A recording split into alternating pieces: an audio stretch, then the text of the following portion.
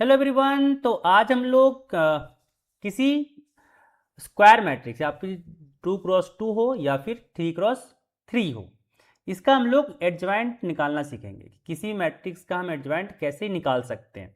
ये आपको board exam में आपकी ज़रूरत पड़ता है, क्योंकि जब भी आपको इन्वर्स निकालने के लिए बोला जाए हमें एडजॉइंट का ज़रूरत पड़ जाता है। और फिर बहुत बार आपके क्वेश्चंस में डायरेक्ट एडजॉइंट निकालने के लिए भी दिया जाता है। तो कैसे निकाला जाता है ये आज हम लोग डिटेल में सीखने वाले हैं, 2x2 मैट्रिक्स और साथ ही साथ 3x3 मैट्रिक्स के लिए। ठीक है, अगर बात करा जाए 2x2 मैट्रिक्स का कैसे निकाला जाए, तो यहाँ पे आप एक सवाल देख सकते हो कि हमारे पास एक मैट्रिक्स ए है जिसका यहाँ पे 2x2 मैट्रिक्स है।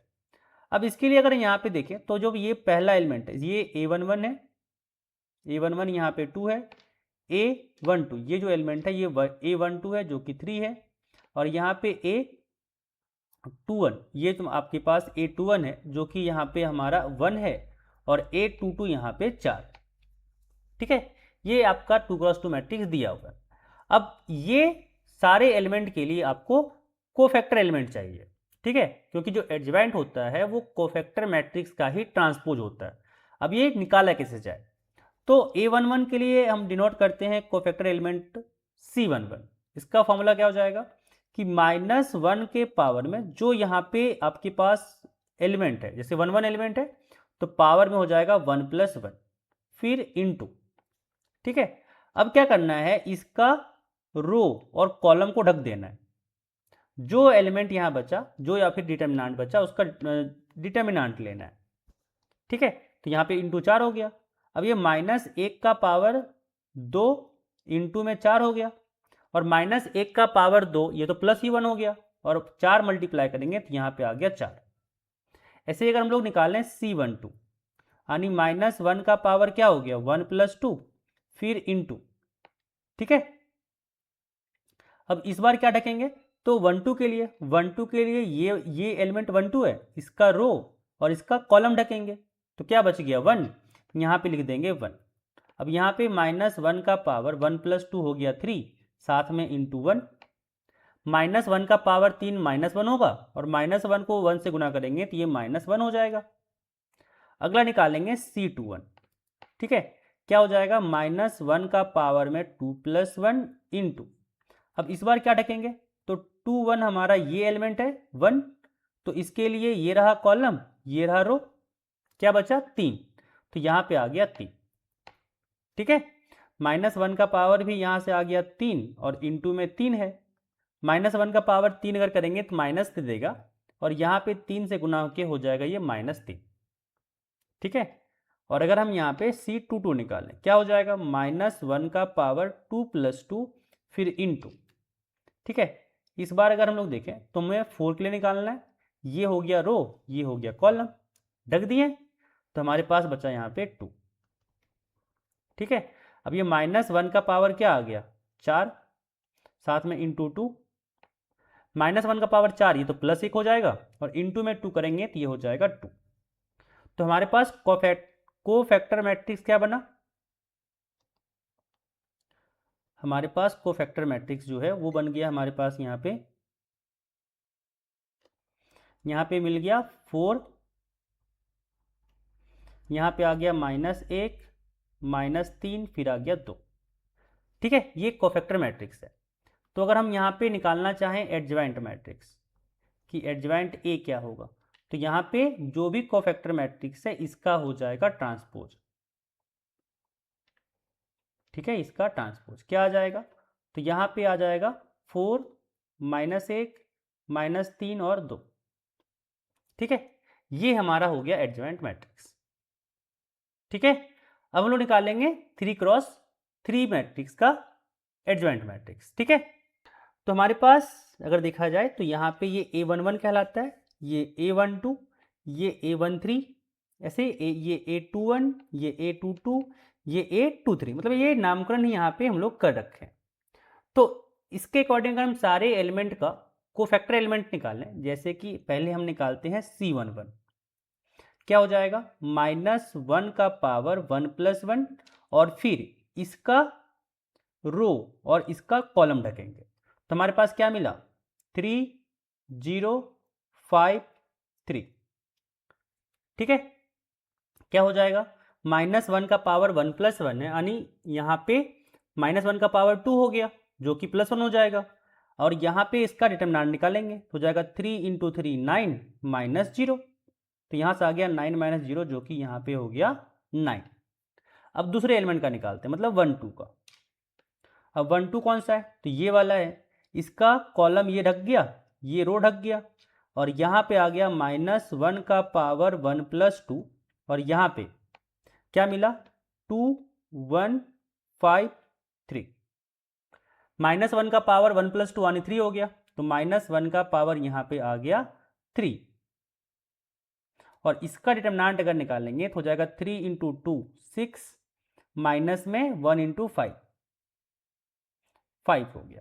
अब -1 का पावर 3 हो गया माइनस, और -1 हो गया, और यहाँ से आ गया 6 - 5 1, यानी यहाँ से -1 आ गया। ऐसे ही अगर हम लोग निकालें C13 के लिए, तो -1 का पावर 1 + 3, और फिर इसका रो और कॉलम ढकेंगे, तो ये हो जाएगा कॉलम, ये हो जाएगा रो। क्या बचा 2 3 1 0। -1 का पावर 4 हो गया, और फिर 2 × 0 हो गया 0, माइनस में 1 × 3 हो गया -3, -1 का पावर 4 हो गया 1, और 0 - 3 हो गया -3।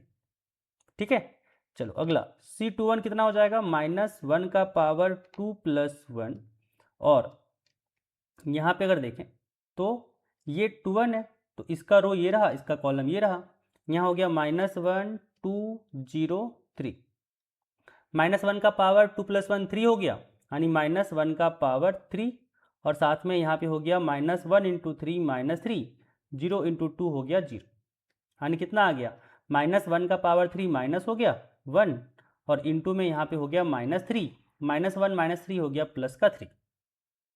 ठीक है, तो C21 भी निकल गया। अब निकालेंगे C22, अब निकालेंगे C22। ठीक है, यानी -1 का पावर 2 + 2, और फिर 2 2 के लिए ढकेंगे, तो 2 2 के लिए ढकें तो ये इसके लिए ये कॉलम रहा और ये रो रहा, तो क्या बचा 1 2 1 3, तो यहाँ पे हो जाएगा 1 2 1 3, -1 का पावर यहाँ पे हो गया 4।